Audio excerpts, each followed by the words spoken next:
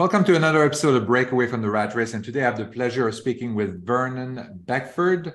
Vernon is the CEO of Diversified Lending Solutions, which is a capital advisory firm for small to medium-sized real estate companies. Vernon has 15 years of expertise in investment management, debt and equity joint ventures, commercial mortgage origination, as well as distressed loan workout.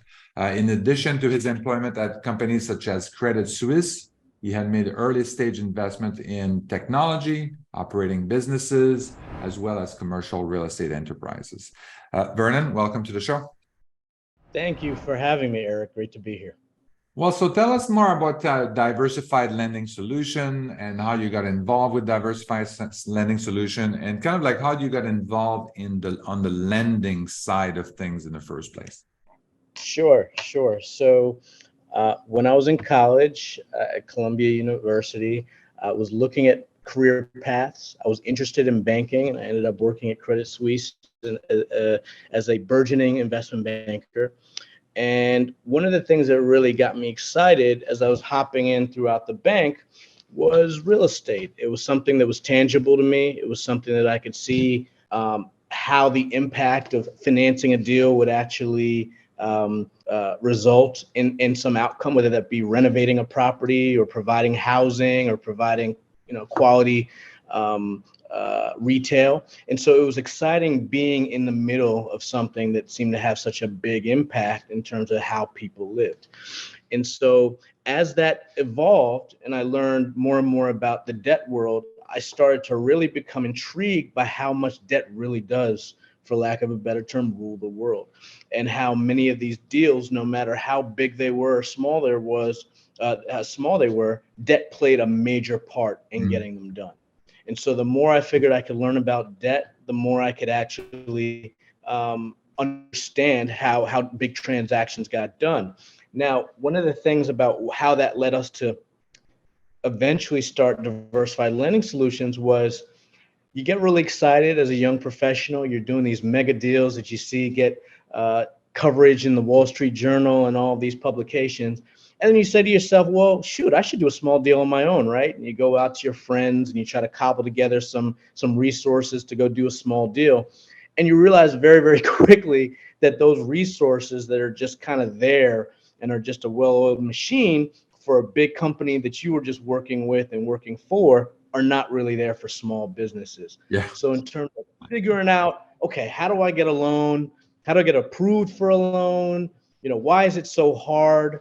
How do I raise equity? All of these things can be really discouraging early on and get people on the path and off the path very quickly. So that's why we started Diversified, in order to help folks scale from being that very small or even growing mid-sized company to a point where they can start playing and enjoying the same benefits of some of the big boys. Okay, that sounds good. So what do you qualify as a small to mid-size real estate business?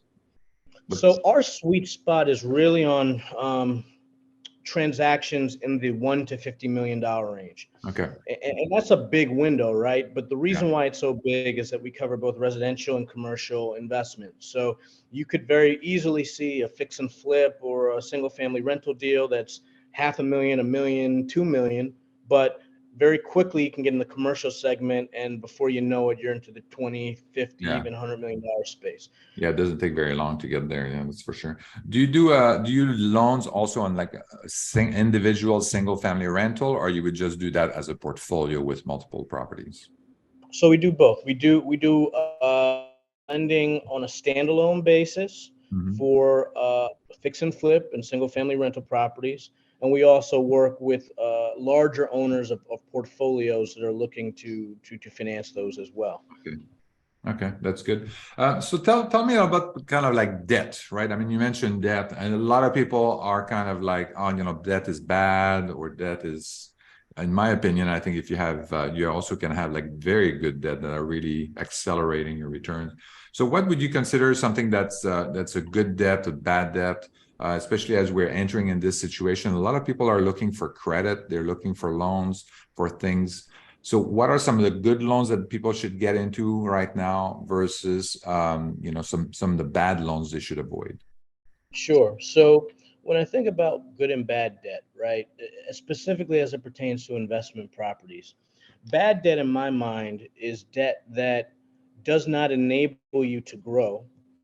It handcuffs you. So typically, bad debt would be working with a predatory lender, of course, number Yeah. one, two, taking out too much leverage where your loan is so large that you're really not giving yourself much mobility if something goes wrong. Hmm. Or if there are aspects of the loans that I call little tricks or gotchas that if you trip a little wire or, if you don't really think about it or 2 years passes, certain aspects of the loan change and put you in a worse position. Hmm. Those are all things you want to avoid for Yeah. obvious reasons. Hmm. But on the other side of it, debt can be incredibly liberating. I tell you why. We worked with a sponsor that started her business 3 years ago, and she, very industrious, went out and built a portfolio of about 500 multifamily units in 3 years, which was impressive. She was looking to take down another asset of 500 units, a standalone property, and the deal was about $40 million, right? There was no way that she would have been able to purchase that asset had she not used debt. And Yeah. that was a really important tool for her in order to be able to grow her business. Hmm. And she didn't take out so much debt that she was putting herself up against the wall. Hmm. So I would say for folks that are thinking about using debt but are hesitant, you're right to be hesitant, but that doesn't mean that there isn't good debt out there. Hmm. To your second part of your question about today's world as to what is good and what's bad, what we're really seeing is that lenders writ large are not really even giving you the chance to take out bad debt because they're being far more conservative in their lending. Yeah. Yeah. So if you look Everybody's at, scared. everybody's scared, whether we like it or not, um, we're kind of being always pulled by whatever the headlines are, Hmm. and lenders are no exception.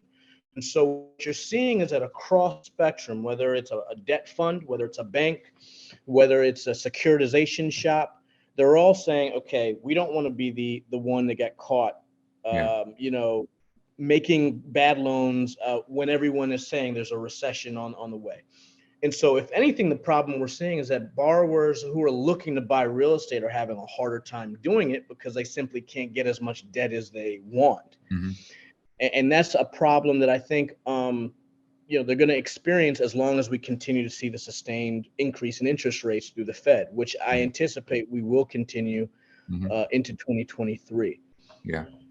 So that means that there are other ways to get deals funded. It doesn't mean just sit on your hands, but it does call on a level of creativity that we haven't really had to see Hmm. for several years now. Yeah, but not too creative also, because I think some of the loans that they're trying to be a little too creative, I think, and to protect themselves and all that. And it's just like it's like you mentioned. I mean, some of these loans really put handcuffs on you. And I think one of them, for example, is adjustable rates. I mean, to me, at this stage, I would avoid adjustable rate. Unless you're okay if the interest rate goes up to 20%, then okay, then you can do that. But otherwise, I would say avoid avoid adjustable rate at this point.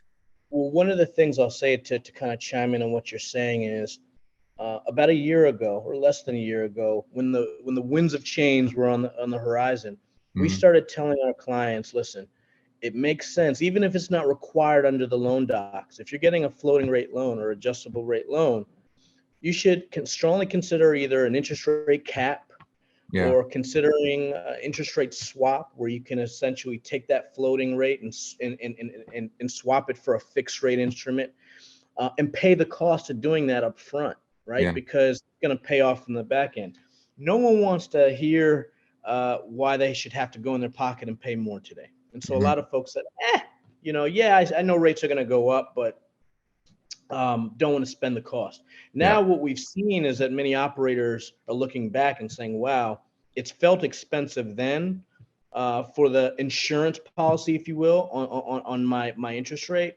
But I wish I had done it today because now I'm in just a completely different environment than I was before. And I don't have the luxury of doing that right now because the cost of those things is just through the roof. Yeah. So to your point, um, you have to be a little bit thoughtful, not just in terms of getting your deal funded today, but how is that loan or how is that structure going to work for you, a year from now, 2 years from Yeah. now? Yeah, exactly. So in terms of the term of the loan, so you get a loan, let's say for let's say it's a residential property or portfolio, you get a 30-year amortization period. What kind of term would you, if you can't get, for some reason, you can't get a 30-year term, then you can get a smaller term.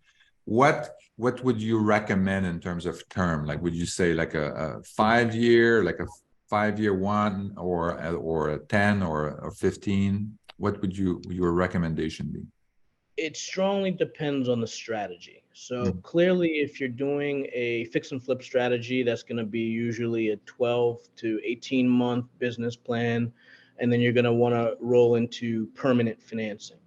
The short term cost of a fix and flip loan are going to, on a headline basis, feel high, right? They're going to be Yeah. in the low double digits, and you're going to pay 2 to 3 points, and you're probably going to go through a private lender.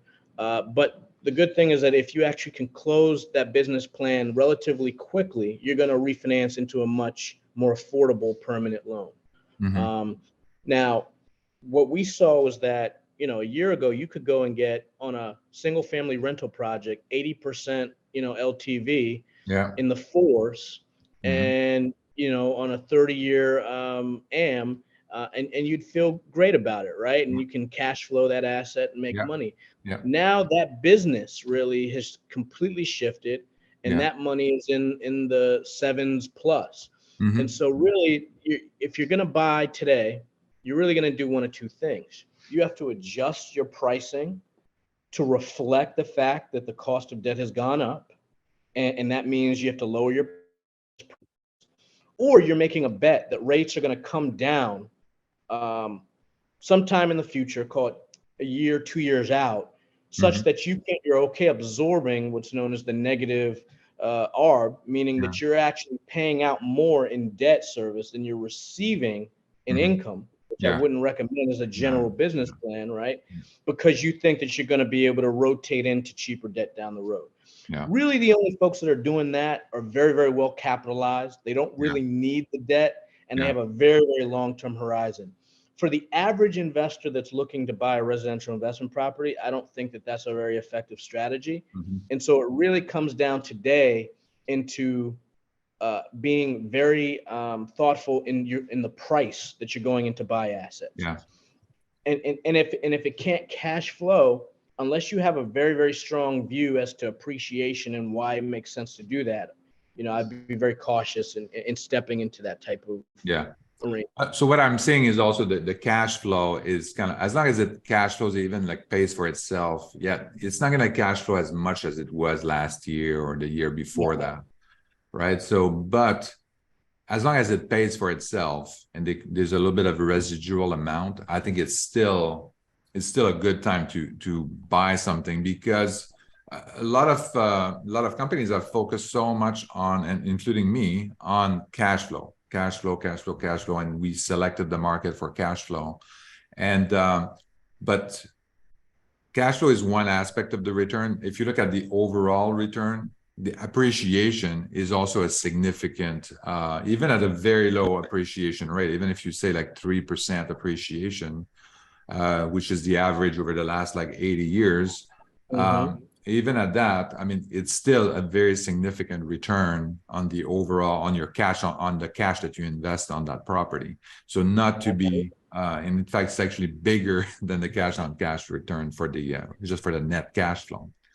Especially the longer you hold the asset, right? Exactly. So if you're looking at, let's say, one of the big opportunities that is starting to really bear out is, think about the COVID push, where people have moved into markets that really have enjoyed massive population growth, and those home values just went through the roof. Yeah. And now, guess what? As rates go up, there's far less buyers. A, because the mortgage payment has gone up. B, because they qualify for less of a mortgage. And so, guess what? Home builders, right, are starting to feel pressure, because Oh, yeah. if you're bringing inventory to the market right now, you better have some incentive. You better offer to buy down someone's interest rate. You better make it at a compelling price. And so I think opportunistically, there are a lot of investors that should be looking in their homegrown markets and saying, okay, let's check in and see what the builders are doing, because there's going to be a lot of pressure for them to move their units. Yeah, exactly. And there's also like two groups of investors. I mean, there's a group of investors that they already started investing. Like, if I'm a developer or if I'm an investor and I already bought my asset, last year and whatever, I'm in a different situation. And if I'm starting right now, my acquisition is going to be criteria is going to be different, because now I'm going to factor in a 7% interest rate. I'm going to look at the cash flow, and I'm going to make different projections than what I was looking at last year with 4 or 5%, not even like 3 or 4% interest on my mortgage, and I was kind of like focused more on the cash flow. So exactly. If you're getting started now, I think it's you're fine to look at that and so you just adjust your investment criteria, and it's still a very great environment to invest today, even at what is considered, like a lot of people are considered that high interest rate. But if you take the average of the interest rate, the average interest rate since 1971, I mean, the average was like 7.75%. So we're below that. We're below that. And guess what? And when rates were that high, people found a way to get transactions done. Absolutely. Yeah. I mean, I bought my house in the 80s, and it was like 13% or whatever. So, and I survived, and I didn't think it was that high for some reason. But it worked out because I was buying an asset. So I was buying an asset at a certain price. Yes, the interest rate was high, but then somehow the appreciation and everything else kind of worked their way. And, I still made money on my investment and the house that I had, and just like, so it worked out. But it's just like the timing of when you acquire, it's always a good time to acquire real estate. You just have to have the right criteria to acquire that business. And then you have to look at your long-term horizon. And the other thing too about interest rate, you look at inflation. You're paying 7% for your money, but the inflation is taking away like 7.7%. So exactly. So this is like a no-brainer. You're getting money for free money. You're making about 1 point just on that. Exactly.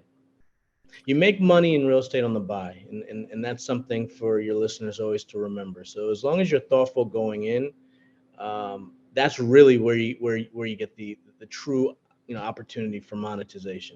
So I completely agree. Yeah, the people that are hurting are really the people that I'm really feel for the developers, because they started developing, getting permitting and stuff like that. They probably bought if they're trying to sell a house today, that means they bought the material and the labor last year or something like that, and at the highest point. Remember, like when we had these supply chain issues, and it was a nightmare. And now the interest rate was great then, but the house was not complete. Now the house is complete, and then interest rates are through the roof. And then they have to bend over backwards to get rid of the house. And I think a lot of developers are going to lose money, even though they may have had a good margin last year. But these are the people these are the people we need to increase because to your point, the supply issue is structural, and it needs to be overcome. And the only way we overcome it is we build a lot more, right? That's right. So and there are very little incentives out there for people to go and build new stuff. So, and now this is going to kill, I think, a lot of developers. They just won't be able to sell their property. They're going to sell their property at a loss, or they're going to go. These are the people that might go into foreclosure, and you're going to be able to buy properties that are half finished and all that kind of stuff. So, absolutely. That said, it's as much as, and I agree completely with you, because we have clients that are in exactly that boat. But where we're optimistic is that there are enough positive factors in the economy today that, if you look back to 2008, and I was in that market, you were in that market. That was a bloodbath. I mean, it feels like we're heading into softness and people are preparing and bracing themselves, but it to me doesn't feel like, oh wait. Oh And no. so, I think there are some trepidation. Sometimes people start to remove themselves and sit on the sidelines because they're bracing themselves for this apocalyptic event. Yeah. And what I would say is that softness doesn't equal apocalyptic event. The economy has to right size, and that means that it's going to improve, it's going to grow, and it's going to contract. Yeah. And so that in of itself is not a reason to panic. We just have to be mindful of what that actually means. Exactly. And this is why having a long-term investment horizon, I think, is very, very important. The longer term the more longer term your thinking is, these are just like bumps on the road that you're not really going to pay attention to, because in the long run, it's all gonna be better. But whatever you buy today is going to be a higher value later on, and then so you shouldn't be too worried about that. But it's for the people that have short-term horizon, again, like the developers or the people that are flipping. You have to, if you bought the house and you're trying to flip this year and you bought the house last year, these are going to be very tight negotiations, I think, and tight margins, and that's going to be sad for some people, especially in some markets. I know that like Austin, for example, and Phoenix. These are some of the markets that really are feeling the pain. I'm looking at my market in Cleveland, and the houses are still going up. The rents are going down, but the houses are going. The house prices are going up. So it's kind of like, this is strange. So yeah, so there's some market, and I see a lot of changes also depending on the market. It really depends on the market. Some markets are crashing down, and then you have some other markets that are more stable and stuff. So well, I think a lot of the markets that benefited the most from COVID. In many instances are now the ones that in some cases are struggling the most, right? Which is a little bit, and so to your point, Cleveland has always been a market that has, it hasn't necessarily enjoyed the massive booms during boom times. that's right. It also hasn't, cratered during bad times. So, you got to think when you're looking at markets. Phoenix has historically been a boom and bust market, right? Definitely. So, when investors are looking at where they want to invest, you really have to be mindful of this, so that it may be a great time for you to be in Phoenix, but you just go in with your eyes wide open. That's right. Yeah. It's kind of I mean, Cleveland, boring market, because nothing really moved that quickly in terms of the market, right? And so I'm all about boring markets. I think this is it's because I'm thinking long term. I think, well, I'm fine with a 3% growth. I'm just, and over time this is going to compound. It's an income producing asset. I don't have to worry about that. And my tenant is paying my mortgage. And also over time, my cash flow is going to increase because it's a landlord friendly state. So I can increase my rent to market. My mortgage stayed the same, which is my biggest expense item. And then, yes, the rest of my operating expenses are going to go up slightly, but my cash flow over time is going to increase. It may not be that good now, but it's going to increase in the future. All these things are, and then when you look at things that exactly like you were mentioning, like Phoenix, these are the boom bust kind of market. It's very exciting when it goes. And, oh my God, I think. But when it goes down too, it's also if you don't enjoy the roller coaster ride downhill, it's gonna be painful. You're gonna be passing out on the way down. Exactly. So so this is these are exciting times, that's for sure. Good or bad, I think, but there are still opportunities out there for people. If some people are on the sideline, so what? Any recommendations for them should they continue to be on the sideline, you think, or should they start investing, looking at the existing environment and kind of like projecting a little bit, kind of like where do you think the economy is going to go and the rates are going to go? Sure. So on the sideline question, I would say, first of all, if you resign yourself to sitting on the sideline, then you're not going to be ready when the opportunity emerges, right? So I think just from a mentality perspective, it's not a, hey, let me just remove myself from the market. Two, where I see a lot of opportunity now is, to your point, there are many operators that went out with business plans a year ago, 2 years ago, both in residential, also in multifamily. Think about how many value add multifamily operators are out there right now Yeah. that took out a 2-year bridge loan because Yeah. they were going to turn around a property. And now they're at the end of that 2 years. They haven't hit their business plan and they know they can't refinance their existing loan. So I think there are going to be a lot of opportunities like that to really fund the gap. Mm-hmm. And so for someone who's trying to be opportunistic in buying, there are many sources of those gap funding. It could be mezzanine debt. It Yeah. could be preferred equity. There are all kind of programs such as, I would say, CPACE, which is a program oriented around environmental Oh, yeah, yeah. energy You efficient. renovate you put new windows that are more like, Exactly. or furnaces, Solar efficient panels furnace. and efficient water management programs where you can effectively get very affordable financing Yeah. that sits alongside your senior loan.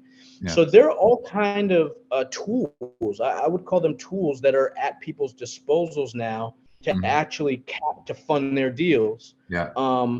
And there are opportunities to step into deals, frankly, that need new capital because they're not going to be able to get refinanced. Yeah. So I think there's going to be a lot of opportunities, and it won't take very long. I think 2023 is going to be an exciting year in that regard.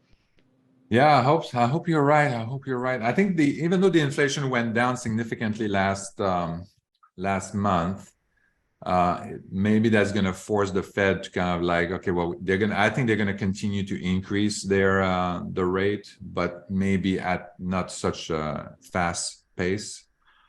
And I think this is also going to give time for the market to adjust. I think the mortgage rate went up so quickly. I think the rest of the market didn't have time to adjust, like the supply and demand on the real estate side and all that kind of stuff. And it also adds a lot of uncertainty when you don't know if the mortgage rate is going to be 1% higher next month, or if it's going to be, or if it's going to be 2%, or if it's going to be the same or whatever. So there's a lot of uncertainty. I think it's one thing to know that if I know that the rate is going to be 7% for the next 6 months, it puts me in a mindset that, okay, yeah, I know pretty much what's going to happen. I can look for opportunities. I can do something with that. But if I don't have no clue if it's going to be 7%, 8%, 9%, 11%, it's like, okay, I'm gonna wait. What am I gonna do? I'm going to lock it in now, or so it changes your mindset. And I think that expectation is critical. It's kind of like set the expectation for, and we didn't have a chance to do that this year. I think it was so much uncertainty that people kind of like, they were rewriting their business plan every day. So, okay, well now. Exactly. And so I couldn't agree more. So I think that's why, in my mind, the short-term opportunity is in deals that have a refinance event, right? Because those are the deals that don't have the luxury of just sitting and waiting and figuring it out. So regardless of whether or not there's uncertainty, if you have your loan coming due in 3 months, you're going to have to address that maturity one way or other. You're either going to have to sell your property or you're going to have to refinance it. And so those are the transactions where they're forced into making decisions, where I think some opportunities will emerge. Because you're right, if you have the dry powder and you have the luxury of saying, listen, I'm just going to wait till the world normalizes a little bit so that I can understand how to view the world. Most of us are, your intuition would tell you, okay, let's not be hasty. But I think fortunately and unfortunately, depending on who you are, there's just going to be a lot of deals coming for refinance over the next 12 months that don't have that luxury. Yeah, exactly. And this is why I think the loans that you're getting, like always, should have the maximum flexibility for you. So you have to have enough runway in case something happens. So even if you know that, let's say you go into a multifamily project and then you want to do a value add and stuff like that, and you think, oh, it's going to be 2 years and stuff like that. Well, don't take a 2-year bridge loan, take a 5-year bridge loan, and then say, okay, well, if something goes wrong, blah, blah, blah, then at least I have a little bit of a runway to recover, right? Exactly. So I think it's something that's very important. And I think what you touched on is so important, because one of the things, so they're really kind of in our mind, when you're thinking about a loan, there are really four key steps, right, that really dictate your success in the process. First of all, it's what we call litmus testing. You have to be able to evaluate your deal and figure out how will lenders actually look at it. Will they find it attractive or not? And do that on an objective basis. We all fall in love with our own deals, but from a point of a lender who's making you a loan, how will they look at it, right? The second step of that is what I would call objection smoothing. What are the issues that a lender will have? And there'll be many in this market, because every credit committee is going to scrutinize a deal even stronger. What are the objections that I can address up front to make it easier for a loan officer to walk that into their credit committee and say, in this world where we're being super conservative and cautious, this is the deal that we still want to fund. The third part of that is what I would call, and that's what you were speaking to, is loan de-risking.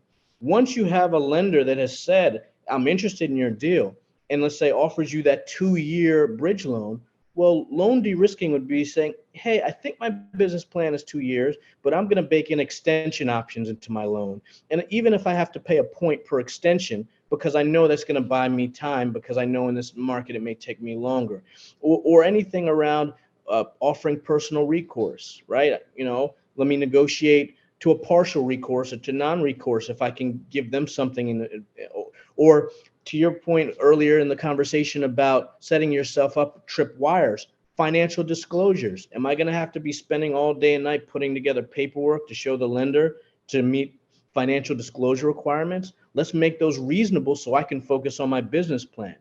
All of those things are de-risking your loan so that you have the max potential to execute well on your business plan. And then the fourth of that, which I think a lot of people forget, is what I call fact filtering. You want to be honest, you want to be transparent with your lender, but you don't want to overwhelm them or give them a muddy picture that will actually paint your deal in the wrong light. I've had many clients that decided to just overshare, provide the wrong info, provide what was not asked for, gave someone the exact opposite of what they asked for, and then it just created confusion. And guess what? That means the process takes longer to close. It ends up, in many cases, the lender comes back and wants to retrade you or offer you inferior terms because now they've been convinced the deal's not as attractive. Mm-hmm. And so in concert, when you think about those four steps, I would say for any investor now looking to get a loan, look at your deals through that lens. Yeah, no, I think these are very good. These are very good steps, actually. That's kind of like looking at it and really thinking about how you're presenting that deal to your lender. I mean, this is, because, I mean, that's what they're looking at. They're looking at funding your deal. They are like an investor, and then they just, so you want to make sure that you paint the right picture for them and provide the information that they need so that they can provide you the best loan possible. So that's this is excellent advice. So Vernon, if people want to reach out to you, what's the best way for them to reach out? Sure. So Vernon.Beckford at dlsloans.com, one word, DLS Loans. Visit our website at dlsloans.com. Yeah. And I'm always on LinkedIn, so feel free to DM me on LinkedIn. Always willing to talk shop, talk a deal if you have a deal that you're looking at. And best places to reach me. Yeah, I mean, it's a very interesting time for investors and for lenders too, because things change like so dramatically every day. So yeah. And one thing that I want to emphasize, Eric, and this is largely from our experience, there's so many other ways, right, that you can leverage debt. So one of the things we've started to do, just so that your listeners know, is we've started to fund earnest money deposit loans. Okay. So let's say your listeners going out, they're making a bunch of offers because they're excited and they realize that 1, 2, or 3 of the offers get accepted and they're going to have to put up deposits. Yeah. Well, maybe they don't want to clear out their bank account because they know they're going to raise money, or maybe they have money in another deal.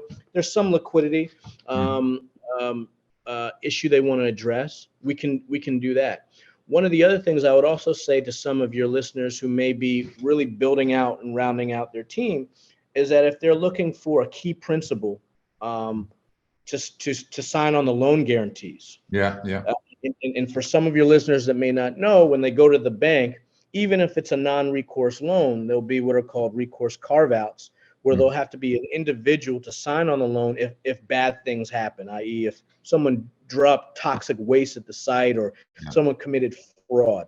Yeah. So we're in a position where we can arrange and bring those to the table for your investors. Oh, wow. And to the extent as well that they're looking at growing their businesses, right? Debt is great, but equity is important too. They should think about what I would call more programmatic relationships with private equity investors, larger institutions that can write bigger checks. And so for some of your listeners that are getting to a point where they've gotten past that first rung on the ladder and they're saying, how do I turbocharge my growth? Even though debt is what we focus on, there are opportunities to help them on that regard as well. Okay, well, excellent. Well, you're a very well-rounded kind of financing service. Absolutely. Okay, that's great. Well, Vernon, it was a pleasure speaking with you. So I will have your contact information in the show notes, and then hopefully people are reaching out to you and start investing or continue investing. All right. Absolutely. Thank you so much, Eric. Thank you for listening to Break Away from the Rat Race with your host, Eric Martel. If you want to share your story and experience with our listeners, please message us on Facebook at Break Away from the Rat Race. Also, please subscribe to our YouTube channel and our podcast on iTunes.